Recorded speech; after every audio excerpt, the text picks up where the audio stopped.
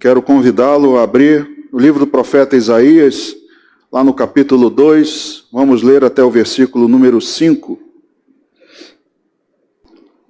Isaías, capítulo 2, até o verso 5, diz assim a palavra de Deus: palavra que em visão veio a Isaías, filho de Amós, a respeito de Judá e Jerusalém. Nos últimos dias acontecerá que o monte da casa do Senhor será estabelecido no cimo dos montes e se elevará sobre os outeiros, e para ele afluirão todos os povos. Irão muitas nações e dirão: vinde e subamos ao monte do Senhor e à casa do Deus de Jacó, para que nos ensine os seus caminhos e andemos pelas suas veredas, porque de Sião sairá a lei e a palavra do Senhor de Jerusalém. Ele julgará entre os povos e corrigirá muitas nações. Estas converterão as suas espadas em relhas de arados e as suas lanças em podadeiras. Uma nação não levantará a espada contra outra nação, nem aprenderão mais a guerra. Vinde, ó casa de Jacó, e andemos na luz do Senhor. Amém. Ó Pai, obrigado pela Tua palavra que desejamos ouvir nesta manhã. Estamos nessa expectativa, viemos até aqui com o desejo de ouvir a Tua voz, a Tua direção, falando ao nosso coração através do Espírito. Ó meu Deus, não estamos aqui para ouvir palavras humanas, filosofias deste século, mas, ó Deus, a Tua boa palavra. Ó Senhor, e que te peço nesse momento, para que ela seja ministrada através da minha vida, que o Senhor me use com graça, unção, poder do Espírito Santo, para que todos nós possamos aprender com ela, viver por ela, meu Deus. É isso que rogamos a Ti, que sejamos edificados nessa manhã como um corpo. Assim oramos agradecendo em nome de Jesus. Amém. Amém, irmãos, podem sentar. Amados, o profeta Isaías fala, aqui neste texto que nós lemos, fala do dia do Senhor, o dia em que as nações serão julgadas, em que Israel também será julgado, em que a ira do Senhor será derramada sobre todos os desobedientes, momento em que também é relatado lá em Apocalipse, no capítulo 20, o julgamento, não é, do trono de Deus, em que todos estarão presentes diante do Senhor para ouvir a sentença, para ouvir se passarão a eternidade com Deus ou se passarão a eternidade afastados do Senhor. É esse o contexto que fala aqui, nesse trecho que lemos. Povos de várias nações reunidos numa Jerusalém celestial, sob o governo de Deus. É isso que nós lemos aqui, e queria que você abrisse lá no livro de Apocalipse, no capítulo 21, que também fala desse contexto. A partir do capítulo 19, fala da vinda do Senhor Jesus. Lá no capítulo 21, dos versículos 9 ao 10, diz assim: então veio um dos 7 anjos que tem as 7 taças cheias dos últimos 7 flagelos e falou comigo, dizendo: vem, mostrar-te-ei a noiva, a esposa do Cordeiro. E me transportou em espírito até uma grande e elevada montanha e me mostrou a santa cidade, Jerusalém, que descia do céu da parte de Deus.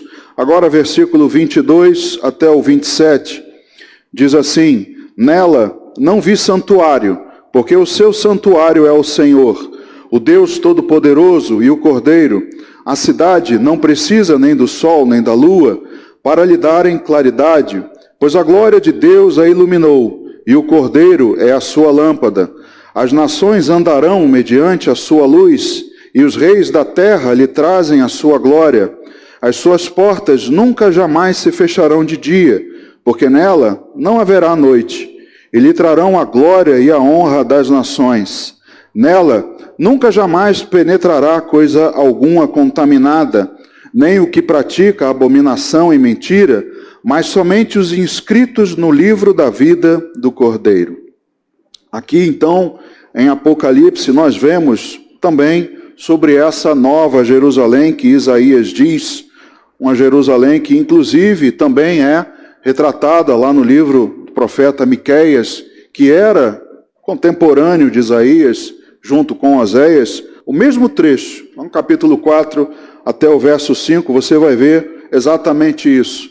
Nos últimos dias, nações indo até a casa do Senhor em cima do monte, e para ali afluirão e viverão assim com a companhia do Senhor. Um momento em que não haverá guerras, não haverá dissensões, não haverá Covid, não haverá desobediência, não haverá facções, partidos, esquerda, direita, comunista, seja lá o que for, nada disso haverá, não haverá desobediência, apenas paz. Isso é o que retrata aqui no versículo 4 que nós lemos, diz assim: ele julgará entre os povos e corrigirá muitas nações. Estas converterão as suas espadas em relhas de arados e suas lanças em podadeiras. Uma nação não levantará a espada contra outra nação, nem aprenderão mais a guerra. O retrato é de que o que antes era usado para fazer guerra, lanças e escudos, espadas e lanças, elas se tornarão em instrumentos de trabalho, ou seja, não haverá a guerra, não haverá a discordância, não haverá desobediência, como nós vemos lá em Apocalipse 21, nada disso haverá apenas paz. Não haverá, irmãos, a mentira, não haverá a ira, a desordem, nada disso poderá entrar nessa Jerusalém celestial. Mas, como nós mencionamos, essa visão de Isaías dos últimos dias, em respeito aos últimos dias, você já ouviu várias vezes falarmos aqui na igreja que estamos nos últimos dias. Porque esses últimos dias começaram entre a primeira vinda do Senhor Jesus e terminará com a segunda vinda. Esses são os últimos dias, então já estamos vivendo eles.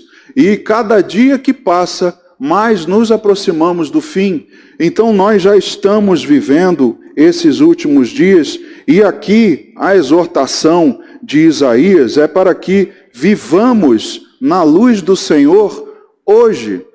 Porque esse momento virá, esse momento no futuro, o nosso desejo é que todos nós aqui estejamos nessa Jerusalém celestial, que eu veja você lá, que nós possamos passar a eternidade juntos, nos alegrando da presença do Senhor. Esse é o nosso desejo e esse é o retrato que a Bíblia coloca para os salvos.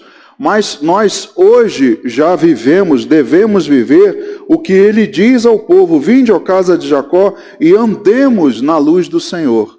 A nossa missão, irmãos, o nosso dever é andar nessa luz hoje. E é isso que nós precisamos ouvir, aprender, porque às vezes nós, quando dizemos isso, que há a opção da luz e a opção das trevas, e há gente que escolha viver pelas trevas, nós sabemos disso. Você pode pensar assim: mas pastor, eu não vivo pelas trevas, porque eu creio que estarei lá. Você crê? Eu creio que estarei lá. E você pode pensar assim: mas isso não serve para mim, porque eu não vivo pelas trevas. Amém? Mas, irmãos, nós podemos, nessa nossa caminhada, podemos, por um breve momento, por um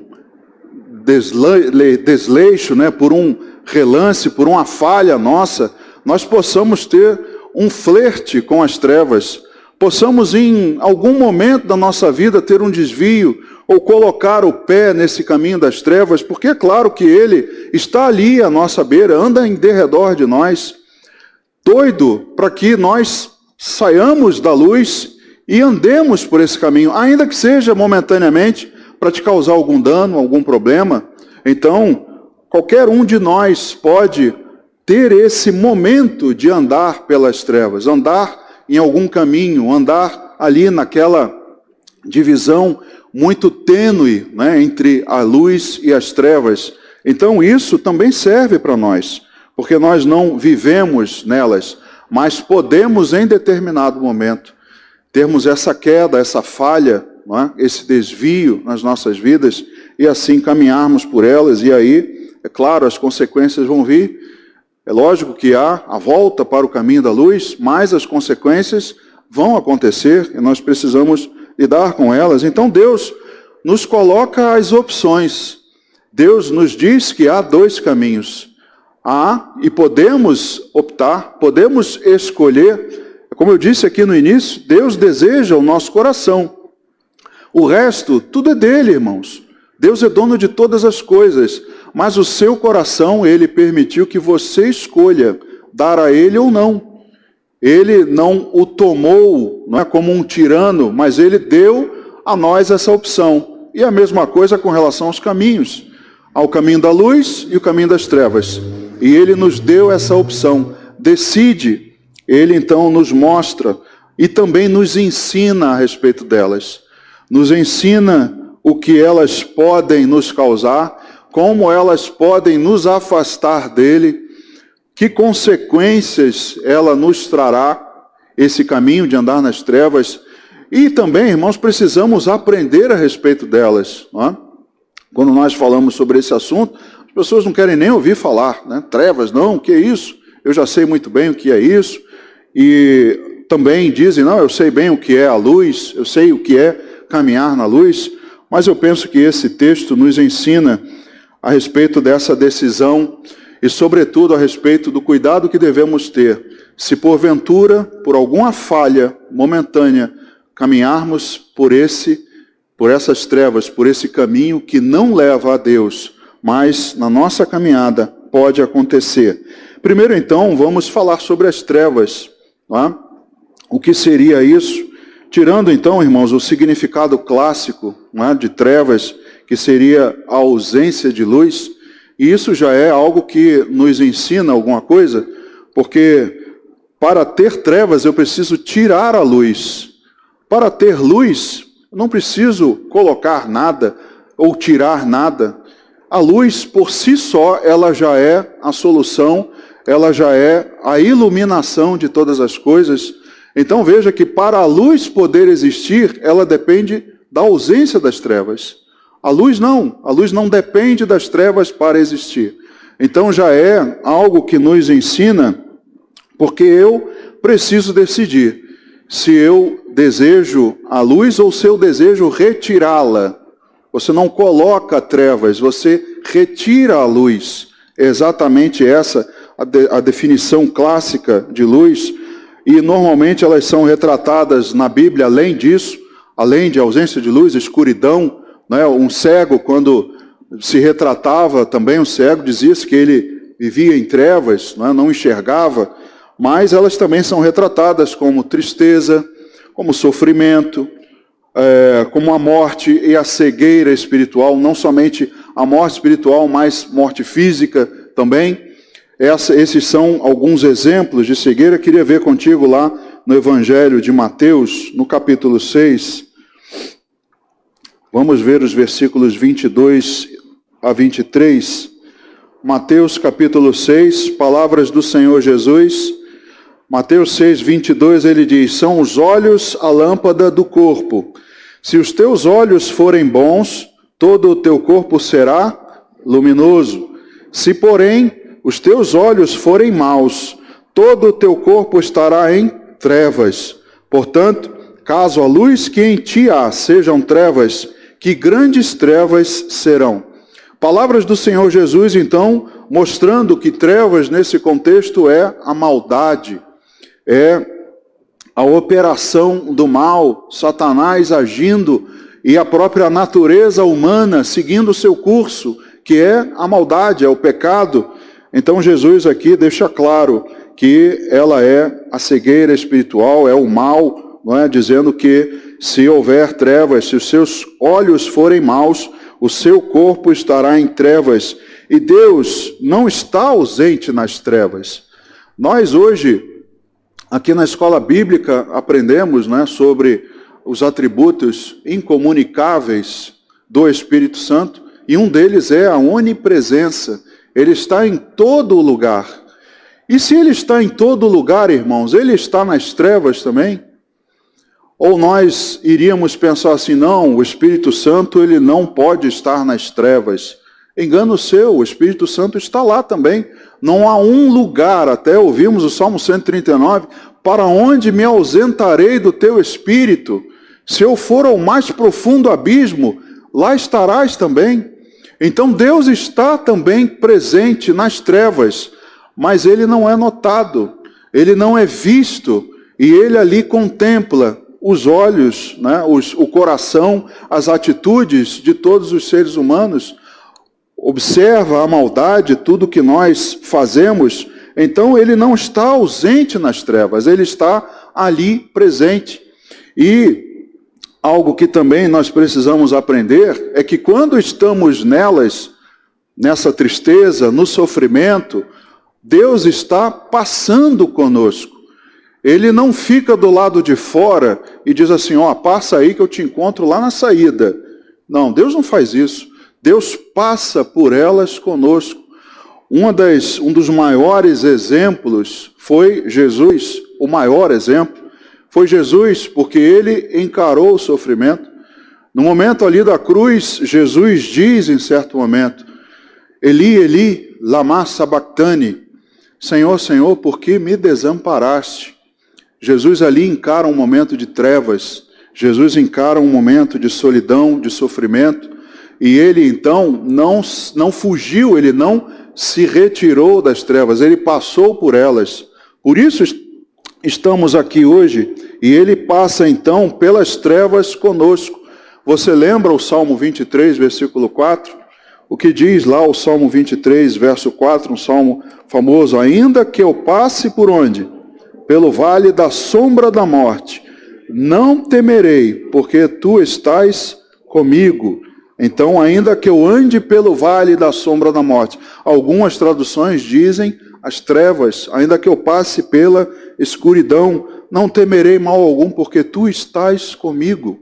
Então, Deus passa conosco pelas trevas, ele não foge dela, ele está ali observando, vendo a ação, vendo o agir de cada um de nós, de cada pessoa que está ali naquele momento. Então ele está também nas trevas. E se ele quiser, irmãos, como ele é todo poderoso, como também aprendemos de manhã, onipotente, ele, se quiser, fala através delas.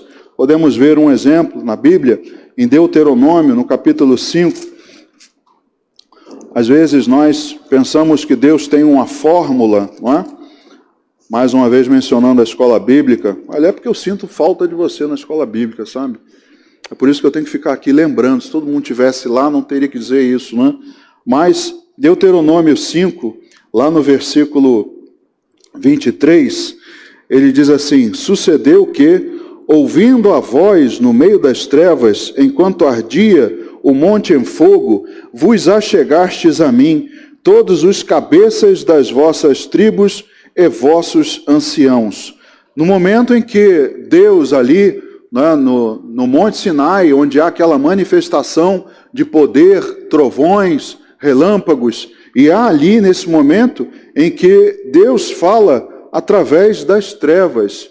Então nós não podemos também colocar Deus numa fórmula, como ouvimos, né, hoje pela manhã. Ora, se Deus quer curar um cego fazendo um lodo e aplicando nos olhos, amém. Se ele quiser fazendo apenas passe a ver, ele vai fazer, mas ele não segue uma fórmula. E eu não posso simplesmente atrelar Deus a falar através de luz, né, de fogo, que ele faz. Mas se ele quiser, ele vai falar através de trevas. E aliás, irmãos, eu arrisco dizer que Deus fala muito através das trevas. Porque é nesse momento de sofrimento, é nesse momento de tristeza, que ele está ali conosco, falando contigo e comigo. Meu filho, não temas, eu estou contigo, eu te seguro, eu te fortaleço, eu estou aqui com você. Mas às vezes nós não damos ouvidos a ele. Mas ele está ali e nós aprendemos muito através dessas trevas, desses momentos. Quando é noite, nós estamos mais sensíveis à voz de Deus. Então nós ouvimos Deus falar muito através dessas passagens, dessas trevas, desse sofrimento humano. Deus fala muito conosco e nós crescemos demais. Nós, se estivermos sozinhos, irmãos, Nós não enfrentamos o sofrimento da mesma maneira que acompanhados. Eu estou lendo um livro de um autor que eu gosto muito, Philip Yancey, e ele diz que uma pesquisa foi feita de pessoas que suportavam muito melhor o sofrimento se estivessem acompanhadas do que sozinhas. Um experimento simples, uma pessoa sozinha numa sala botando os pés dentro de um balde com gelo. Essa pessoa com alguém em sua companhia suporta o dobro do tempo com os pés no balde do que sozinha. Então, se estivermos acompanhados, o sofrimento, nós passamos ele de uma maneira melhor, menos doída, vamos dizer assim. E Deus está conosco, Deus passa conosco para que, ao passarmos por esse momento, seja menos doído, menos traumático. Mas nesse momento tiramos as lições. Então Deus, irmãos, fala conosco através das trevas. E para Ele, luz e trevas são a mesma coisa. Vamos ver lá o Salmo 139, que nós mencionamos, Salmo 139, os versículos 11 e 12. Salmo 139, versos 11 e 12.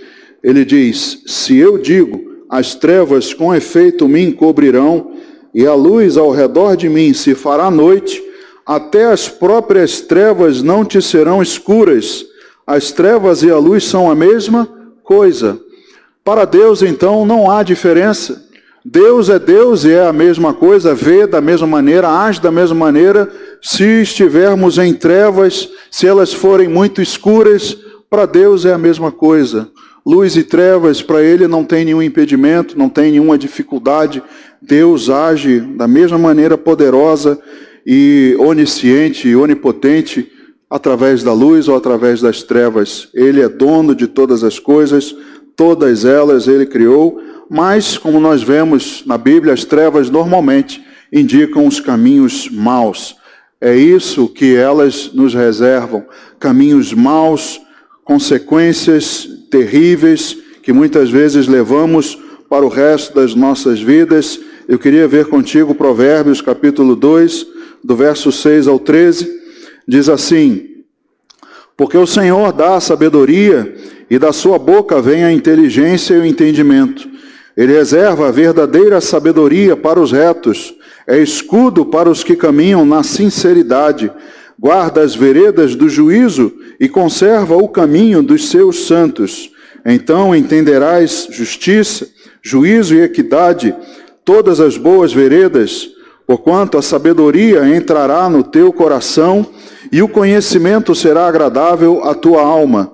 O bom siso te guardará e a inteligência te conservará, para te livrar do caminho do mal e do homem que diz coisas perversas, dos que deixam as veredas da retidão para andarem pelos caminhos das trevas. Então veja o que Provérbios 2 diz, que o justo, aquele que ama o conhecimento, esse anda pelos caminhos, pelas veredas da retidão. Mas os que deixam esses caminhos, os que andam pelos caminhos das trevas, e se você continuar a ler depois, ele vai dizer que se alegram de fazer o mal. O caminho das trevas são caminhos maus, caminhos que não reservam coisas boas, nem consequências boas. O que nos reserva esse caminho? Primeiro, o caminho da corrupção. Voltando lá ao texto de Isaías que estávamos lendo, Isaías capítulo 2, agora no versículo 6, veja só o que diz: pois tu, Senhor, desamparaste o teu povo, a casa de Jacó, porque os seus se encheram da corrupção do Oriente, e são agoureiros como os filisteus, e se associam com os filhos dos estranhos. Quando nós ouvimos falar sobre corrupção, qual é a primeira coisa que vem à sua mente? Não sei porquê, mas é político. A primeira coisa que vem à minha mente é político. Falando em corrupção, é político, né? Uma coisa terrível. E quando nós, então, pensamos nela, nos associamos exatamente a esse tipo de pessoas, mas, como você viu aqui comigo, ele diz a casa de Jacó. Ele não fala aos políticos, ele diz ao povo de Deus, ao povo que estava ali, que se chamava pelo seu nome. Veja, irmãos, a igreja hoje, a conhecida igreja, ela tem muita corrupção ali disseminada entre muitos líderes, dominados pelo desejo, pela ganância humana, que nós vamos ver aqui, homens que outrora até experimentaram o caminho da luz, mas flertaram, não é? Namoraram com esse caminho das trevas e permanecem neles até hoje. Então, nós pensamos sempre nos outros, mas o texto fala a casa de Jacó. E esse é um triste retrato de quem anda em trevas. Aliás, se você olhar o livro de Isaías, logo no início, ele vai falar da nação pecaminosa, do culto hipócrita que ele condena. Você vai ver como era a prática de Judá, a quem Isaías profetizava, toda a maldade, toda a desobediência, toda a corrupção que aquele povo estava praticando. E então nós vemos que é um triste retrato, que também está dentro da igreja, entre muitos irmãos, ditos irmãos, não é? Que estão flertando com esse caminho, alianças que são feitas à revelia da vontade de Deus. Aqui o texto fala, não é, que se associam com os filhos dos estranhos, algo que era proibido ao povo de Deus, e é proibido a nós também, irmãos. A santidade significa separação. Nós não podemos nos associar. Já ouviu falar do jugo desigual? Não podemos nos associar. Luz e trevas não podem caminhar juntas. Não é? A própria Bíblia diz, Amós 3,3, andarão dois juntos se não houver acordo entre eles. Não há possibilidade, então, irmãos, de comunhão de luz em trevas, porque eu disse, trevas é a ausência de luz. Não tem como os dois andarem juntos, se um está, o outro não está. Então, essas alianças feitas à revelia da vontade de Deus, cultos que parecem com qualquer outra coisa, como está relatado aqui em Isaías capítulo 1, pessoas possuídas de uma religiosidade apenas para comparecer, apenas para cumprir, serem vistas pelos outros, não é? Terem aquela aparência de santidade, de piedade, uma falsa piedade que já no Novo Testamento também é dito. Então, estão ali em associação com outras coisas, menos com Deus. Quantas são as igrejas e quantos são os membros dessas igrejas que estão hoje congregando, mas não estão cultuando ao Senhor. Estão ali cumprindo ou esperando receber alguma coisa em troca, mas não estão ali cultuando a Deus, então estão para qualquer outra coisa, como é a teologia da prosperidade, buscando saúde, buscando riqueza, buscando conta bancária gorda, buscando outras coisas, mas Deus sempre em último lugar. Ou Deus esquecido. Em último lugar, irmãos, ainda há uma esperança, né, de ser alcançado, mas há muitos que estão praticamente ou já esquecidos de Deus. Objetivos outros que não ao Senhor. E corromper nada mais é do que ajudar a quebrar. Às vezes nós não estamos quebrando, mas estamos ajudando a quebrar. Às vezes estamos nesse mau caminho e nos colocamos à parte, né? Não, eu não estou fazendo isso. Não, você não está fazendo, mas se você estiver negligenciando, se você não estiver fazendo nada contra aquilo, você já está errando. Não diz a Bíblia que aquele que sabe que deve fazer o bem e não faz, está pecando? Às vezes nós sabemos que temos que fazer, mas não fazemos. Nos omitimos e aí estamos também ajudando a quebrar, ajudando a romper, estamos ajudando a afastar de Deus. Outra coisa que o caminho das trevas é que essa corrupção é para juntar apenas bens materiais, como nós dissemos no versículo 7, diz assim: a sua terra está cheia de prata e de ouro, e não tem conta os seus tesouros, também está cheia de cavalos, e os seus carros não têm fim. Ou seja, o foco é a prosperidade e não a santificação. O caminho das trevas não busca a separação, muito pelo contrário, busca o deleite nas coisas do mundo, busca se aproveitar e querer ajuntar, desfrutar cada vez mais, e se eu desejo desfrutar, eu acabo deixando Deus de lado, acabo deixando a minha comunhão, a minha convivência com Deus, o meu relacionamento com Ele vai ficando de lado, vai se esfriando a cada dia mais, e as pessoas vão buscando então a segurança e fortaleza no seu braço de carne e não no Senhor. Vivemos uma época propícia demais para que as pessoas esqueçam do poder de Deus, da ação dEle, de como Ele cuida de nós, de como Ele passa pelo sofrimento conosco.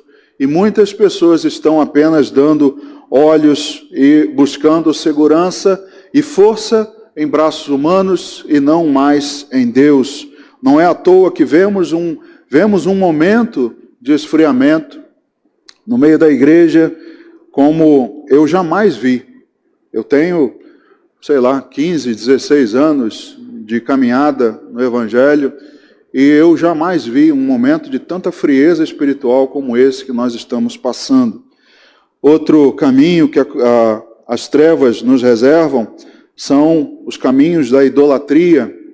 O versículo 8 diz assim também: também está cheia a sua terra de ídolos, adoram a obra das suas mãos, aquilo que os seus próprios dedos fizeram.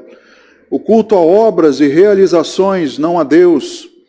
Estamos então nos afastando de tudo que Deus fez, de todo o reconhecimento que Deus fez. Estamos nos aproximando do humanismo, estamos nos aproximando da crença de que tudo foi feito de uma maneira impessoal, de uma maneira aleatória. Estamos nos aproximando das obras humanas, das realizações do homem. Estamos valorizando mais o que fazemos, estamos idolatrando realizações e não a Deus. As coisas estão ocupando o primeiro lugar que deveria ser de Deus. Deus diz lá nos seus mandamentos: não terás outros deuses diante de mim. E muitos estão colocando outras coisas no lugar de Deus, deixando Deus para outras posições até o último lugar. E o texto mostra também que tudo isso será reduzido a nada. Quando Isaías fala do dia do Senhor, ele diz que nesse dia os homens vão entrar nas rochas e se esconderem no pó ante o terror do Senhor e da sua glória e majestade. Os seus olhos altivos serão abatidos, a sua altivez será humilhada, só o Senhor será exaltado naquele dia. Irmãos, tudo isso então virará pó. Nada disso nós poderemos levar. Apenas, meu Deus, apenas o que levaremos será o nosso espírito, a nossa alma, e aí, dependendo do caminho que tomarmos, ou viveremos com Deus na eternidade, na sua companhia, numa Jerusalém celestial, ou estaremos no caminho das trevas, afastados de Deus eternamente e vivendo então com choro e ranger de dentes. São esses os caminhos das trevas, são essas as consequências que nós temos, essas são as trevas. Você aprendeu um pouco a respeito disso. E ao contrário de tudo isso, na contramão, o outro caminho que Deus propõe, nós podemos andar na luz. Como o texto diz: andemos, ó casa de Jacó, na luz do Senhor. Esse texto fala para nós hoje: andemos, povo de Deus, andemos, igreja, na luz do Senhor, hoje, não amanhã, não depois, não quando voltar, quando o Senhor voltar, quando virmos os sinais. Eu não creio nisso, porque quando Ele voltar, eu serei arrebatado.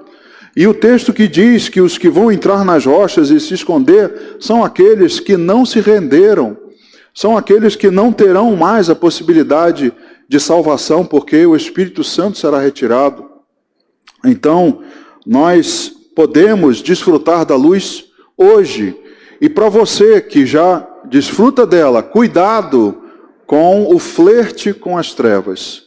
Cuidado com esses caminhos que nos rodeiam, as tentações que nos fazem cair, nos levam a tomar outras decisões. Cuidado com isso, porque esses caminhos têm consequências.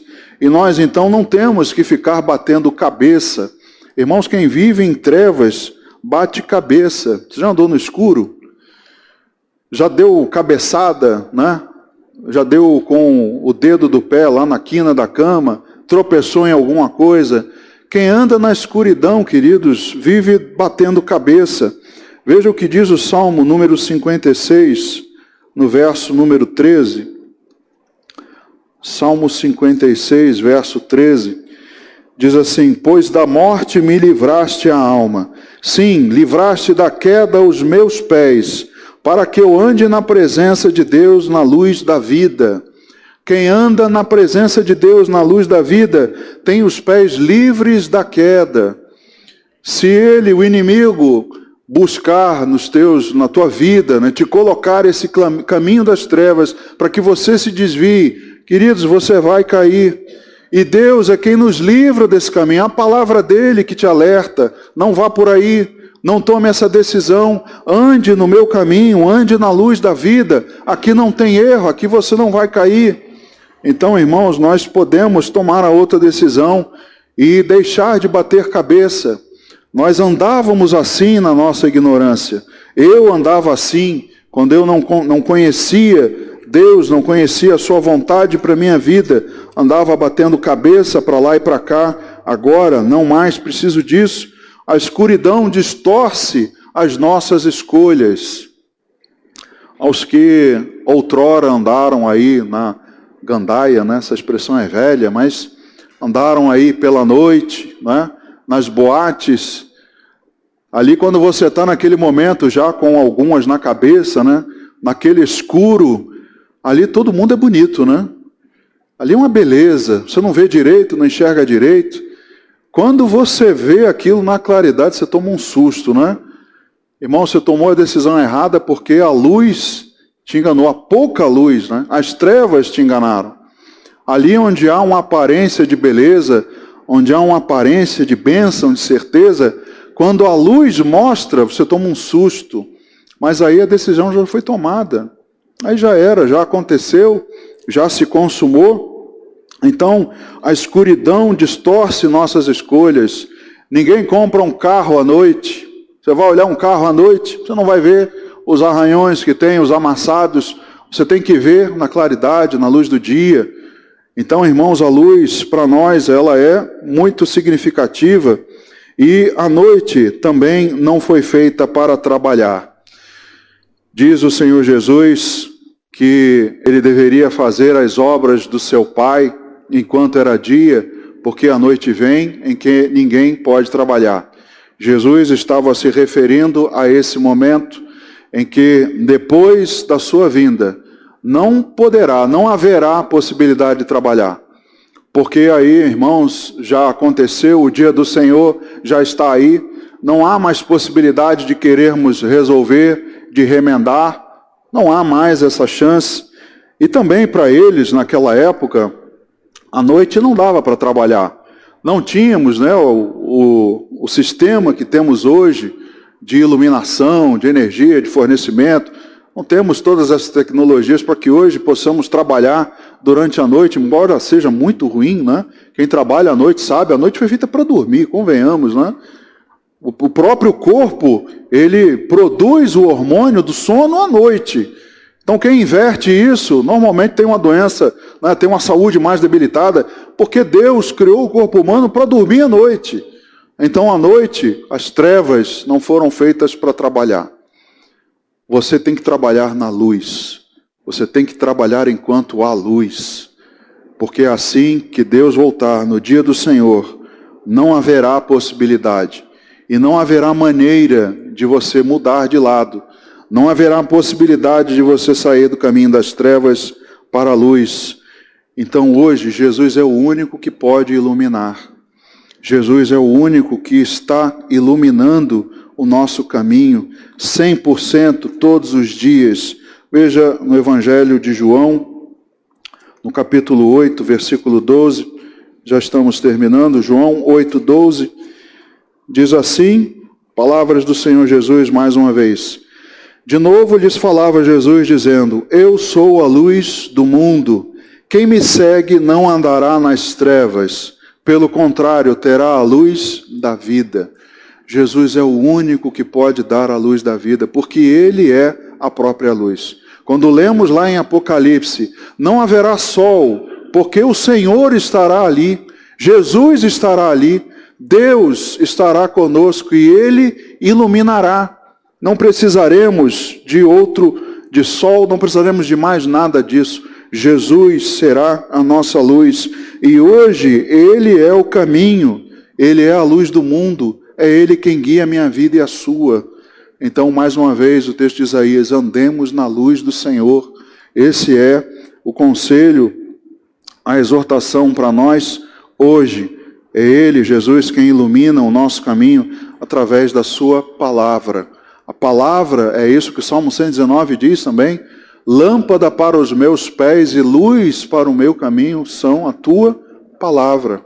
A palavra de Deus, Jesus é o verbo vivo, é Ele quem nos ilumina. E a luz então simboliza, para a gente encerrar, primeiro lá em Êxodo, capítulo 13, do versículo 21 ao 22, veja o que a luz simboliza para nós. Êxodo 13, versículo 21 e 22 diz assim: o Senhor ia adiante deles durante o dia, numa coluna de nuvem, para os guiar pelo caminho.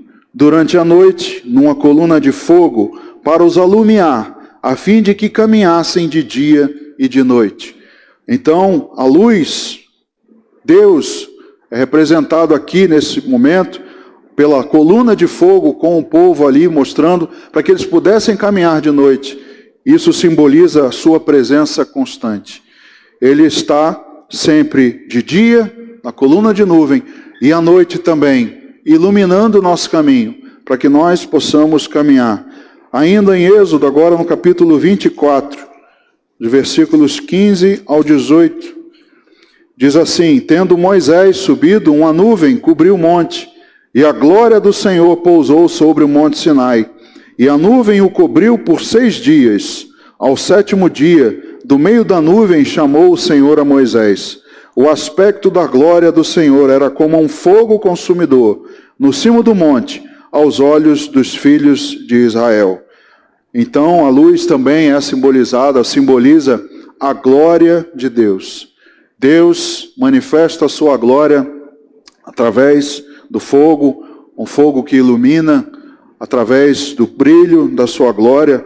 A luz então simboliza a glória de Deus, e ela também é, por fim, voltando lá no livro de Isaías, no capítulo 2, no versículo 3, diz assim: irão muitas nações e dirão: vinde e subamos ao monte do Senhor e à casa do Deus de Jacó, para que nos ensine os seus caminhos e andemos pelas suas veredas, porque de Sião sairá a lei e a palavra do Senhor de Jerusalém. Então também é a referência para onde todos devem se dirigir. O farol, ele serve exatamente para isso. Aliás, ele tem um sentido diferente, né? Ele é a luz para onde você não deve ir. Mas, normalmente, a luz é uma referência para nós.